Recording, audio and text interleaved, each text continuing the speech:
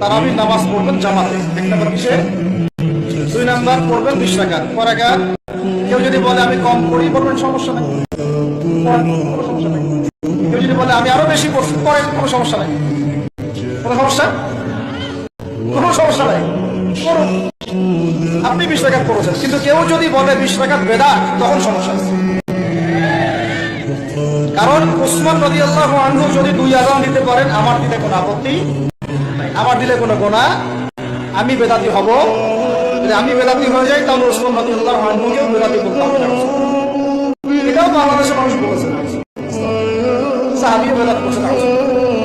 এগুলো থেকে দূরে থাকবেন, বুঝবেন, হককে কালেম চিন্তা হবে আপনাদের। আর উমর ইবনে খাত্তাব যদি নিজে 20 রাকাত পড়ে থাকেন জামাতে, আমার করতে কোনো আপত্তি। আপনি যদি কম পড়েন, কোনো সমস্যা নাই, করতে পারেন। আপনি যদি বলেন আমি আরো বেশি পড়ি, কোনো সমস্যা